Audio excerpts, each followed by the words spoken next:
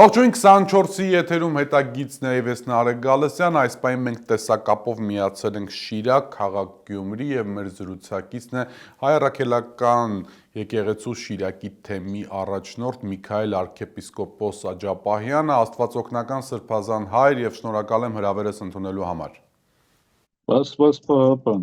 Սրբազան հայր, մինչեւ մեր հիմնական խոսակցության նյութերին անցնելը,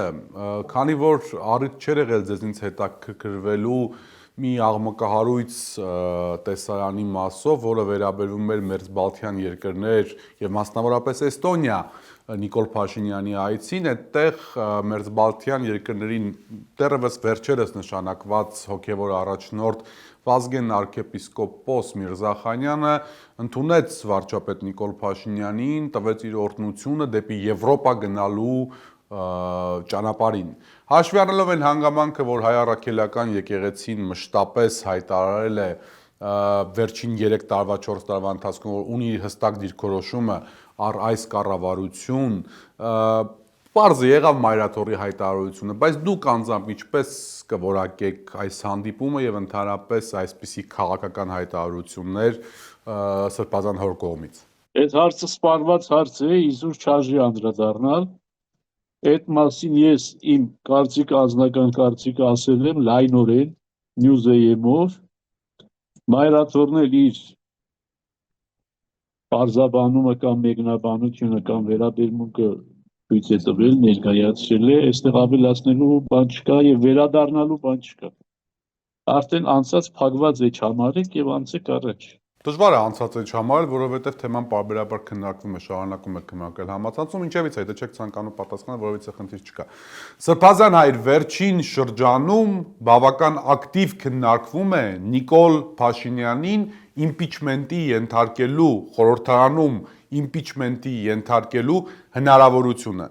Հիմա ինձ հետաքրքիր է ձեր կարծիքը ոչ միայն որպես հոգևոր հայր, հոգևոր առաջնորդ, այլ նաև որպես Հայաստանի Հանրապետության քաղաքացի, հաշվի առնելով այն հանգամանքը, որ դուք մշտապես հանդես եք եկել քաղաքական եւ քաղաքացիական խնդիրների վերաբերյալ ձեր դիրքորոշումով։ Եթե այդ իմպիչմենտ կոչվածը պիտի հաջողության հասնի, թող հասնի, ուրախ կլինեմ։ Բայց ես չեմ տեսնում իմպիչմենտի ճանապարհով այդ գործընթացի հաջողությունը, որովհետև չկա բավարար քանակ չկա, որքան հասկանում եմ, բավարար քանակ չկա ձայների, որպեսզի իմպիչմենտի գործընթաց սկսվի։ Նախաձեռնողները Սրբազան հայր, նախաձեռնողները ասում են, որ երբևիցե այս գործընթացը չի փորձարկվել։ Այսինքն 4-5 տարվա ընթացքում, ինչ գոյություն ունի այս խորհրդարանը, 4 տարվա ընթացքում այս փորձը չի եղել։ Հիմա ինչու չանել այս փորձը մինչև ընտրությունները։ Չանել թող անեին, վաղուց թող անեին, եթե անելու բան էր, թող վաղուց անեին։ Հիմա նորեն արթնացել։ Անցած տարի էլ ես ժամանակ գնում էր այդ իմպիչմենտի զրույցներ, խոսքու զրույցներ գնում, ինչը որ նաև կոդրեց շարժման մեջ կա, հիմա էլի վերադարձել են այդ բանին, որ ինչ, չեմ հասկանում ես։ Իմաստը չեմ հասկանում։ Այսինքն պարապ վախտի խաղալիք է, ինչ է դա այդ իմպիչմենտը։ Իմաստը Սրբազան այն է, որ ընդդիմության մի հատվածի կարծիքով, եթե գնում են ընտրությունների Նիկոլ Փաշինյանի հետ, ապա արկա վարչական ռեսուրսը, Փաշինյանի քարոզչական հնարավորությունները Դա հասկանում եմ, բայց դե ինչի համար հիմա, թող անցած տարի, նախանցած տարի, 3 տարի առաջ սկսեին, հիմա ինչ են սկսում։ Դե այն մարդիկ, որոնք որ դա նախաձեռնել են, մասնավորապես Էդգար Ղազարյանը, վերջին 4 տարվա ընթացքում անընդհատ գոռում ու ասում է, որ պետք է անել իմպիչմենտ։ Չէին լսում։ Դե բա ինչու չեն անում, հո գոռալով չի։ Դե ինքը պատգամավոր չի։ Բան են ինչ-որ խմբակցություն են, թող խմբակցությունով անեին։ Ինչը անցած տարի ավելի վստահելի էր, քան հիմա, թե նախանցած տարի ավելի վստահելի էր, քան անցած տարի։ Ինչ է նշանակում, մի հայր անվստահելի էր այդ մարդը։ Հիմա ինչ է պատճառ, բայց ես էլի ասում եմ, եթե դա հաջողվելու է, երկու ձեռքով համաձայն եմ։ Բայց պարզապես եթե քամի անելու համար է, իմիտացիա անելու համար է, թե գիտեք ինչ տեսակ մենք իմպիչմենտը փորձեցինք, բայց այսինչը հյուսիսը, հարավը, արևելքը, արևմուտքը խանգարեցին, չեղավ, մեղավորա իրենք են, Դա դատարկաբանություն եմ համարում։ Այստեղ մեղավորի խնդիր չի լինի, եթե բոլորը ստորագրեն, մեղավորի խնդիր չի լինի, մնացածը արդեն, այսպես ասենք, նախաձեռնողները պիտի անեն։ Հիմա անդիմությունը իբրև ամբողջություն բավարար է, որպես impeachment սկսի։ Որքան գիտեմ, ոչ։ Ընդդիմությունը 34 ձայն ունի, որպեսզի անհրաժեշտ է 36 ձայն օրակարգ մտցնելու համար, Իսկ քանի ձայն է պետք։ օրակարգ մտցնելու համար 36 ձայն է անհրաժեշտ, կա եւս Չունի երկու ձայնը, չունի։ կա եւս երկու անկախ падգամավոր Հովիկ Աղազարյանը եւ Հակոբ Ասլանյանը նախկին ԿՊ-ական, որոնք իդեպ այսօր պաշտոնապես հայտարարեցին, որ այդ impeachment-ի գործընթացին ներկայացնում են Էդմոն Մարուքյանի թեկնածությունը։ Մյուսները համաձայն են։ Նոր է գործընթացը սկսել, դեռևս հստակ չի։ Հիմա այդ եմ ասում, էլի, եթե իրենք նախ պետք է այդ գործը եփեն եւ նոր եփված վիճակում, պատրաստի վիճակում մատուցեն հանրությանը։ Ոչ թե փորձեն հանրության հաշվին այդ կարգանդակը եփել։ Հասկանում եք, այսինքն երկուսով Էդմոն Մարուքյանի տեխնատությունը առաջարկեցին, տեսնենք հասարակությունը ինչպես կընդունի, տեսնենք մյուս խմբակցությունները ինչպես կընդունեն, կեպվի, թե հում կմնա, թե ավելի շատ կեպվի, գվարվի կգնա։ Սա չպետք է, այս ձևով չպետք է աշխատել։ Պետք է նախապես էփել, էփած ներկայացնել հասարակությանը։ Ոչ թե ինչ-որ փորձեր անել, իմիտացիաներ անել հասարակության առջև, թե տեսեք մենք գործ էինք անում, տեսեք մենք Էդմոն Մարուքյանի տեխնատությունը առաջարկեցինք, այն մյուսները չհամաձայնվեցին։ Նրանք էլ ընդեղ ասեն, Սերժ Սարգսյանի տեխնատությունն են, չէ, Ռոբերտ Քոչարյանի կողմնակիցները չհամաձայնվեցին։ Նրանք Ռոբերտ Քոչարյանին են առաջարկում, չէ, նրանք էլ Սերժ Սարգսյանի կողմնակիցները չհամաձայնվեցին։ Սրանք անիմաստ բաներ են պարզապես հասարակության աչքը խաբելու համար։ Եթե ինչ-որ մի 36 ձայնով պիտի միանան, նախապես պիտի միանան, այդ գաթան պիտի թխեն, թխած վիճակում պետք է մատուցեն։ Հասկանում եք։ Ես այսպես եմ գտնում, սխալ եմ։ Հասկանալը հասկանում եմ, ուղղակի մյուս, այսպես այն մարդիկ, որոնք որ դա նախաձեռնում են, Նարեկ Մալյան, Էդգար Ղազարյան եւ այլն, ասում են, որ այս գործընթացը դեռևս չի փորձարկվել ու հիմա ով է ասում, որ այս գործընթացը չի լինելու հաջողությամբ։ Մշտապես եկել եք, խոսել եք impeachment-ի մասին ու չեք արել, չկա փաստաթուղթ որևիցե։ Հիմա եկեք այդ փաստաթուղթը անենք, ընտրեք ձեր մեջից վարչապետի թեկնածու, մենք պայմանականորեն ժողովրդին հրավիրում ենք հրապարակ, դուք եք գտնվում եք խորհրդարանում, հարցը ամբողջացնում ենք։ Հիմա իմ ասածն էլ այդ է, չէ՞։ Այդ 36 հոգին ոչ թե 3 տեխնացու պետք է ներկայացնեն, այլ 1 տեխնացու։ Այո։ Հա? Ուրեմն այդ 36 հոգին թող հավաքվեն 1 տեխնացուի շուրջ, պայմանավորվեն, համաձայնության գան, նոր իջնեն impeachment-ի։ Պես է իմ ասածը։ Համաձայնության չեկած։ Այն ուր ես գնում ասում է, ծակ գրվանով ուր ես գնում, Փանոս ջան։ Սրբազան, ուզում խոսել ձեզ հետ խորհրդարանում տեղի ունեցած միջադեպից։ Հիշում եք, ինչ տեղի ունեցավ։ Ինչ առաջինն ու վերջինն է։ Բացարձակապես ոչ վերջինն է։ Բացարձակապես առաջին ու վերջինը չէր, բայց դրանից առաջ տեղի ունեցավ մի բան, որ մինչև այսօր տեղի չէր ունեցել կարծես թե, երբ որ Փաշինյանը կոռուպցիայի մասին հարցից հետո սկսեց անձնական վիրավորանքներով հանդես գալ ու անգամ այդ էպիտետներ կիրառել, համբալ եւ մնացած այլ բառեր ասել ընդդիմադիրներին։ Գիտեք, այս խոսակցությունից հետո հիմա հնչում են կարծիքներ խորհրդարանից դուրս գտնվող դաշտում, որ այս իշխանության հետ ընդդիմությունը խորհրդարանի ներսում ոչինչ չունի քննարկելու, որովհետև անգամ ամենասուր հարցերը վերջում վերածվում են այսպիսի տեսարանների եւ ընդդիմությունը այսպիսի գնահատական էլ կա, վերածվում է ներողություն եմ խնդրում բոքսի տանձիկի։ Օրինակ ձեր կարծիքով հիմա այս ամբողջ պատմություններից հետո իմաստ կա մնալ խորհրդարանում, թե ոչ։ Իմ անձնական կարծիքն է, եթե հարցնում եք, այդ մասին ես արտահայտվել եմ։ Զուտ իբրև մարդ կամ հոգևորական կամ անհատ,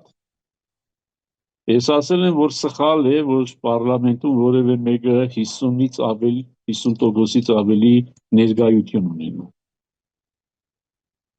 Սխալ է, որովհետև դա նշանակում է ընդդիմությունը պարզապես պետք է խոսի ու հեռանա, որովհետև ոչ մի բան հնարավոր չի, որ ընդդիմությունը կարողանա առաջարկել եւ անցկացնել։ Պետք է խնդան, մանավանդ մեր նման հասարակությունում, կիսաասիական, պետք է խնդան, պետք է ձեռ առնեն փոքրամասնությանը եւ պետք է հեռանան։ Եվ այո, փոքրամասնությունը ասածից պես ձեր ասածով,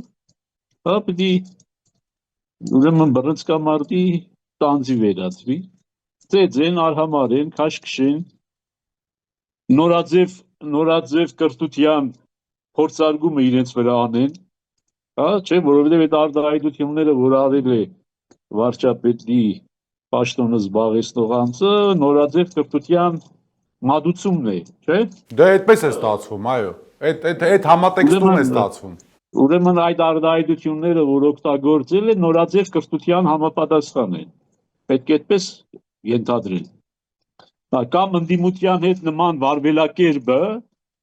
դա նորաձև կրթության համապատասխան է։ Ուրեմն այո, ես ասել եմ ի սկզբանե, անկախ այս ամեն ինչից, ասել եմ, որ եթե որևիցե մի ուժ 50%-ից ավելն է, մնացածի ներկայությունը ավելորդ է։ Մնացածի ներկայությունը կարող է էական լինել այն ժամանակ, երբ որ որոշումներ առնվեն 2/3-ով։ Հասկանում ես։ Երբ որ 2/3-ով են, որ որոշումները առնվում են օրենքի նախագծերը կամ քվեարկությունը հիմնական հարցերի շուրջ լինում է 2/3-ով, այո, կարող է որևիցե մեկը լինի նաև 50+։ Բայց եթե բոլոր օրենքները ընդունվում են 50+-ով, ընդդիմությունը գալիս է ինչ անի։ Ընդամենը խոսելու։ Այն գյումրեցին ասում է քյասիբի ռադիո։ Լսել եք այդ արտահայտությունը։ Անշուշտ։ Որը ոչ մեկ չի լսում։ Ինչի համար է այդ ընդդիմության ներկայությունը։ Ես ուրիշ պարագաներին եմ ասել, ուրիշ ոչ պարլամենտական։ Երբեմն եկեղեցական ընտրություններ կան, որտեղ էլի ասենք աշխարհականները 50%-ից ավել են։ Եվ եկեղեցականները ավելի 1/3-ից էլ նվազեն եւ եկեղեցու հարցեր են քննարկվում։ Ես ասում եմ, ես կարող եմ չգնալ։ Եթե աշխարհականները մեծամասնություն են եւ աշխարհականները պետք է որոշեն, թե ինչ պետք է լինի, իմ ներկայությունը ավելորդ է, թող որոշեն, ես կատարեմ։ Գնամ ես ինչ անեմ այնտեղ։ Հիմա նույնը վերաբերում է պարլամենտին, ազգային ժողովին։ Օրենսդրական այնպիսի մեխանիզմներ պետք է արվեն, որ ոչ մեկն էլ 50%-ից ավել չկազմի։ Կամ եթե կազմում է, ասածից պես, ուրեմն որոշումները պետք է առնվեն 2/3-ով։ Այդ դեպքում էլ 2/3-ից ավել չպետք է լինի որևիցե մի ուժ։ Բայց այս պարագայում կա կայուն մեծամասնության հարց, որովհետև երբ որ կայուն մեծամասնություն չի լինում, այդ պարագայում կարևորագույն որոշումները կարող են առանց ընդունման մնալ։ Ուրեմն կայուն մեծամասնությունը կարող է լինել կոալիցիոն տեսքով, չէ՞։ Կոալիցիոն տեսքով հասկանալի է, ընդունելի է, որովհետև ոչ մի ուժ չի, այդ կոալիցիան կազմվել է, կարող է բաժանվել։ Բայց երբ որ մի ուժ 50%-ից ավել է հավաքում, պիտի նստես սպասես, թե ասենք 1-ը, 2-ը, 3-ը ոնց փոխվեն այդ ուժից, կամ դու էլ մանդատագողությամբ զբաղվես, փորձես դրանց կաշառել կամ քրեական գործերով վախեցնել կամ այս կամ այն քաշել դեպի քեզ։ Ինչու համար։ Ինչու համար։ Չէ՞ որ դրանք հենց այդ կոռուպցիոն ռիսկ է, չէ՞ պարունակում։ Հենց դա կոռուպցիոն ռիսկ է պարունակում։ Համենայն դեպս Սրբազան, այս մոտեցման մասին եմ ուզում խոսել, էլի, որովհետև ես կարծում եմ, որ երկրի ղեկավարը լավ հիմա հասկացանք պատերազմ է պարտվել էս կողմ են կողմ եւ այլն, բայց դրա հետ միասին ինքը ցանկացած երկրի ղեկավար ինքը վերջի վերջո որոշակի ուսուցչական նաեւ առաքելություն ունի, որի խոսքը մոդայիկ է դառնում, խոսքը դառնում է այսպես տիրապետող, պահելաձևը, միջավայրը, շրջապատը, այս ինչ պատմություն է խորհրդանում գոռալ համբալ, մեկը մյուսին հայհոյել, մեկը մյուսի վրա Տեղերը պետք է ժամանակին տալ,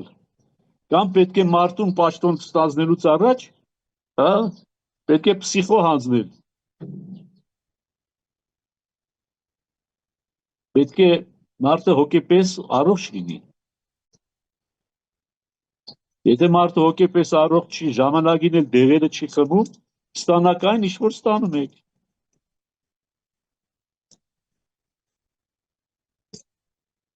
Դեմոկրատիայի դա side effect-ներն են, չէ՞, դեմոկրատիայի վատ հետևանքներն են։ Այո, դեմոկրատիան հղի է այդպիսի վիճակով, երբ որ կարող ես գնալ եւ ինչպես հայտնի դասականն է ասում, ուրիշ բանի ճակատը համբուրել։ Այո, Այդպես էլ է լինում, ուղղակի իսկապես տեսարանները այնքան տհաճ են ու որ տհաճ են, ուրեմն եթե պետք է մեծամասնության համար նաեւ տհաճ լինի, որովհետեւ մեծամասնությունը այդ մարդուն փոխի։ Իսկ դուք վստահ եք, որ մեծամասնության համար տհաճ է։ ես ի տարբերություն իրենց ժողովրդի անունից խոսելու իրավունք չունեմ։ Ուրեմն մենք էլ չենք խոսում, ասում եմ մեծամասնություն։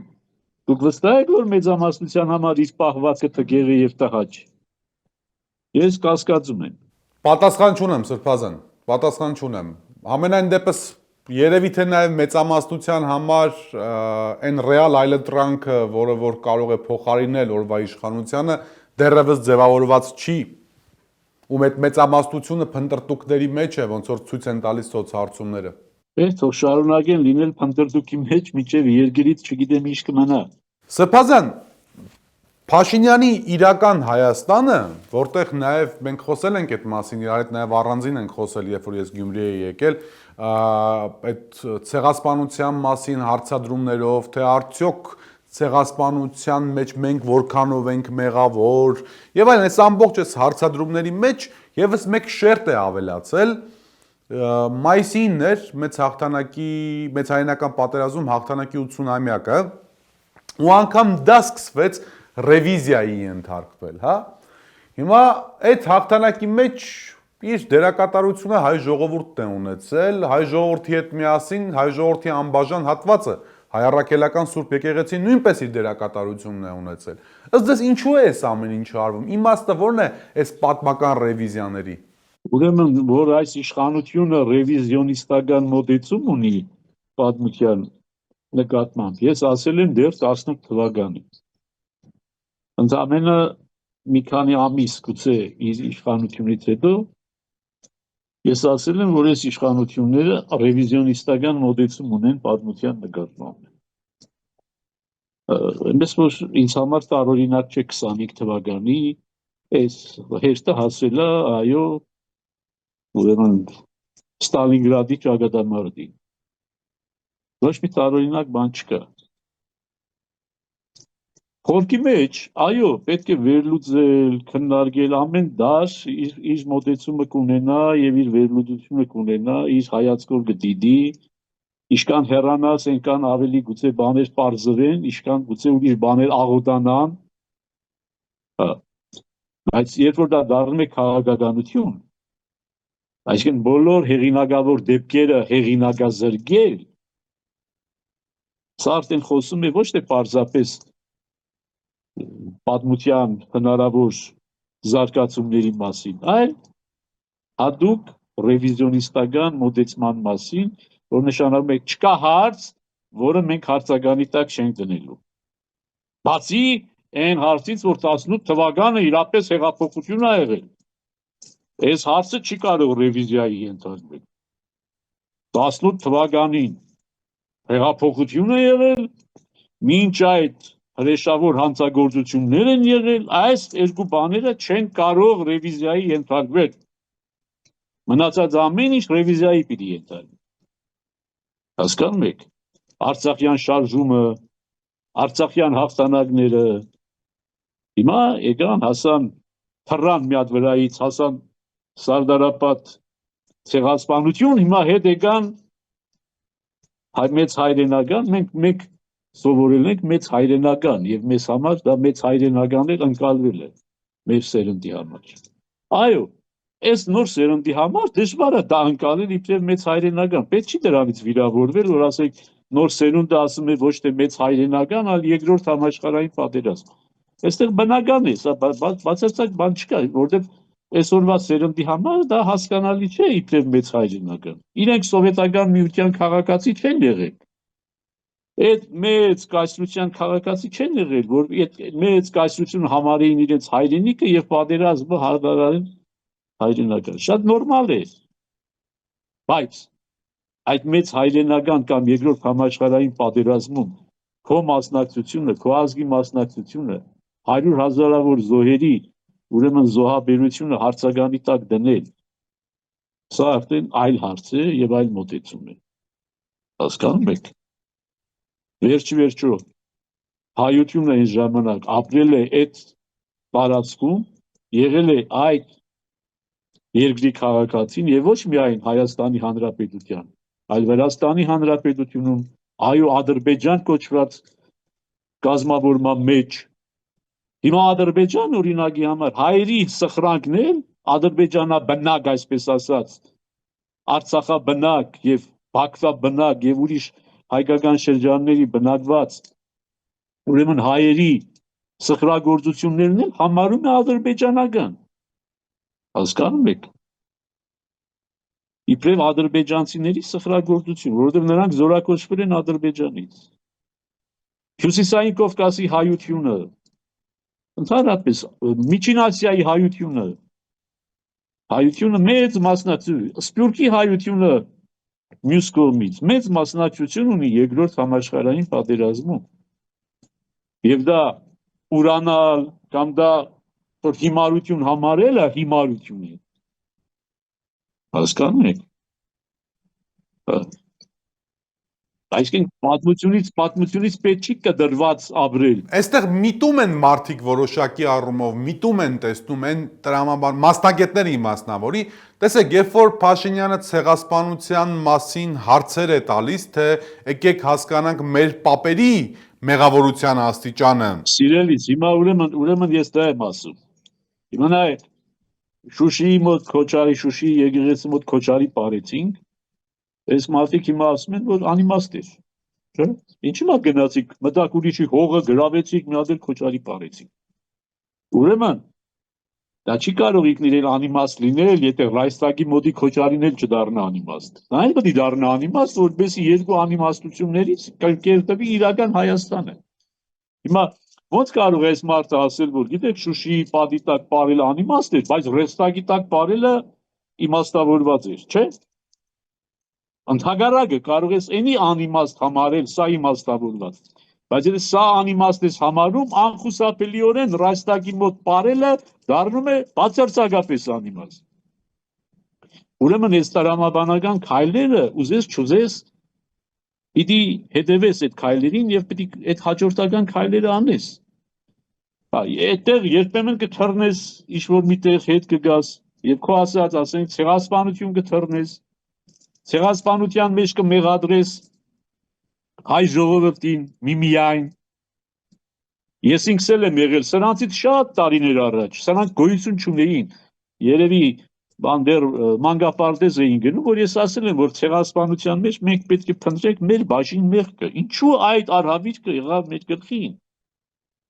Եվ սա չի նշանակում, որ մեզ խելոք չպահեցինք դրա համար, ոչ։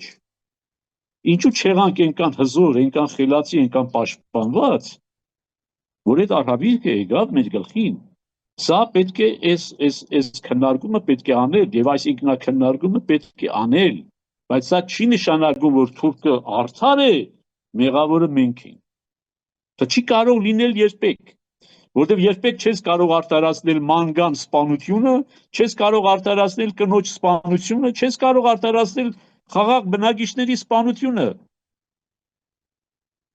Ասենք Գևորգ Չաուշի սպանությունը, Աղբյուր Սերոպի սպանությունը, մյուս ֆիդայիների սպանությունը կարող ես ընդունել իբրև պատերազմի արդյունք։ Դու կրակել ես, քեզ կրակել են։ Բայց խաղաղ բնակչության, կանանց, երեխաների բռնագաղթը, սպանությունը, ցեղասպանությունը, բռնի կրոնափոխությունը, իսլամացումը, հայրենիքից արտաքսումը, սա որևիցե բացատրություն, որևիցե արտարացում չի կարող ունենալ 1000 տարի հետո էլ։ Հասկանում եք, թե ինչու մենք չկարողացանք պաշտպանել մեր կանանց եւ երեխաներին, ինչու մենք չկարողացանք պաշտպանել մեր պատմական արեալը, որ այսօր հայրենիք չենք ուզում ասել, հայրենիքը պետությունն է, հասկանում եք, ինչու չկարողացանք պաշտպանել մեր պատմական արեալ, այս մասին պետք է մտածել։ Ոչ թե պետք է մտածել, որ եթե խելոք մնայինք, հա, թուրքը չեր անի։ Այո, ինչ-որ պարագայի կարող էր խելոք, այս ինչ թվականից, այս ինչ թվականը պետք է խելոք մնայինք։ Առավել եւս շատ հնարավոր է, որ առաջին համաշխարհային պատերազմի թողուբոյի մեջ պետք է առավել խոհեմ գտնվեինք։ Այո, առավել խոհեմ պետք է գտնվեինք, ինչու պիտի խոհեմ գտնվեինք։ Ոչ թե որ այսպես էր կամ այնպես, այլ որ պաշտպանված չէինք։ Ուրեմն, այս ցեղասպանության բոլոր վերլուծությունները պետք է միտված լինեին հաջորդ ցեղասպանությունները կանխելուն։ Եվ ուրեմն Արցախի ցեղասպանությունից հետո, հա, արդեն վերադառնալ եւ մտածել ժխտել այն ցեղասպանությունը դարձյալ խոսում է այն մասին, ինչի մասին որ ասի։ Ուրեմն եթե Շուշիի պարսպիտակ բարելը սխալ է, ուրեմն սխալ է նաեւ Ռեյխստագը։ Եթե Արցախի ցեղասպանությունը ճիշտ էր, ուրեմն ճիշտ է նաեւ 15 թվականի ցեղասպանությունը։ Ինչու համար են մարդիկ հարցականի դնում 15 թվականի ցեղասպանությունը արտարացնելու համար իրենց ձեռքով կատարված ցեղասպանություն Արցախում։ Շատ բնական է։ Որովհետև Արցախում ցեղասպանությունն է եղել իրենց օրոք, իրենց մեղքով, իրենց անփութության, ապիկարության եւ անհայրենիք լինելու պատճառով Արցախը ցեղասպանվել է։ Հա։ Իրանք ոչ չեն կարող ասել սխալ բաներ, չէ, ճիշտ էր, որովհետև հացագործ ռեժիմը բանակ չէր արել, ես չէր արել, ինչ չէր արել, դրա համար Արցախը ցեղասպանվեց, այ խելոք չպայեցինք, ցեղասպանվեց, այ ժամանակի խելոք չենք պայել մեզ, ցեղասպանվել ենք։ Սա այն ինչ ասեմ, պրիմիտիվիզմի գագաթ է, որը մտել է քաղաքականություն, ներքին եւ արտաքին։ Այսօր դուք չտեսաք ձեր վարչապետը ինչպես է պահում իրեն Տիրանայում Ադրբեջանի եւ Թուրքիո նախագահների կողքին։ Դուք հպարտության զգացում ապրեցիք։ Բացառիկ Սրբազան հայր, բացառիկ հպարտության։ Ուրեմն այդ մարդը ամեն կերպ ուզում է ցույց տալ Ալիևին, արդեն իր կերպ մարմնի շարժումները ցույց ամեն կերպ ցույց է տալիս, որ ես ներողություն եմ խնդրում։ Ինձ այլևս բան մի ասեք, ես ինչ ասեք կանեմ։ Դա չէ, խոսում իրա կեցվածքը, չէ։ Նստած դիրքը, ժեստը, ժեստիկուլյացիա։ Այդպես չի։ Ուրեմն այս պատմական էքսկուրսները, որ իրենք անում են, եւ այդ պատմական դեպքերի ռևիզիոնիզմը ունի մեկ նպատակ՝ արտարացնելու իրենց այսօրվա կատաստրոֆաները, աղետները, որ իրենք բերել են հայ ժողովրդի գլխին։ Այքանի որ ինչպես 15 թվին խելոք չմնացիք եւ կործանվեցիք, այնպես էլ հիմա խելոք չմնացիք, կործանվեցիք, այ էլի եթե խելոք չմնաք, էլի կործանվելու եք։ Այս չի ամբողջ գաղափարականը։ Սա պարզագույն պրիմիտիվ բան է, չէ։ Ստրուգի հոգեբանություն է, չէ։ Հիմա որ Սպարտակը ժամանակին ապստամբություն բարձրացրեց, երբ որ պարտվեց, բոլոր ստրուգները, ովքեր որ ողջ մնացին, խաչը չհանվեցին կամ չսպանվեցին, ասի սխալ էր Սպարտակը, ինչին էր պետք։ Իզուտերը գլխներից փորձանք բերեց։ Դա նշանակում է ստրուգներն էին ճիշտ, թե Սպարտակը։ Ազատության համար բոլոր մարտերը ճիշտ են, բոլոր պատերազմները։ Եվ վերջում, քանի որ Գյումրիի ընտրություններից հետո առիթ չենք ունեցել զրուցելու իրար հետ, կուզեի իմանալ ինչպես է այսօր Գյումրին այլևս ընդդիմադիր համայնքապետով։ Ձեր կյանքում ինչ-որ բան փոխվել է։ Ինչ պետք է փոխվեր, մենք որևիցե, այսինքն, այս գլոբալ փոփոխության հույս չունեինք, չէ՞։ Ես էլի ասել եմ, որ այո, ընդդիմությունը ասում էր, այ որ Գյումրին սկսի, տեսեք ինչեր են անելու, այն հույսով, որ Գյումրին ոչ մի բան չի փոխվի։ Գյումրին փոխեց, բայց իրենք ոչ մի բան էլ ի վիճակի չեն անելու։ Էլի մնացին դադարգաձեռն եւ Ունայն։ Իրենց հայտարարությունները ինչպես Ունայն էին, Ունայն էլ մնացին։ Իսկ Գյումրին ապրում է իր սովորական կյանքով ինչպես առաջ, այնպես էլ հիմա։ Ոչ մի մասնավոր բան չկար առաջ, որ հիմա չկա, ոչ մի բան հիմա չկա, որ առաջ չկար։ Այնպես որ բան չի փոխվել։ Մի պահ զգացինք, որ ինչ-որ մանդատի գողության, հա, փորձ կատարվեց խմբակցություններից մեկից եւ այլն, կարծես թե քաղաքացիական պայմանագիրը առանձնապես չի հաշտվել պարտության հետ Գյումրիում։ Դա բնական է, դա իրենց ձեռագիրն է։ Իրենք պիտի փորձեն, այո։ Մարդիկ գողանալ պիտի փորձեն, ինչպես ուրիշ տեղեր արեցին, պիտի փորձեն։ Սա էլ փորձեցին, չստացվեց։ Էլի պիտի փորձեն։ Գուցե ստացվի, ինչ իմանաս։ Շնորհակալ եմ շատ հրավերս ընդունելու, Ես ժամանակ եմ գտնելու շնորհակալ։ համար։ Իմ հյուրն էր Շիրակի թեմի հայ առաքելական եկեղեցու առաջնորդ Միքայել arczepiskopos Աջապահյանը։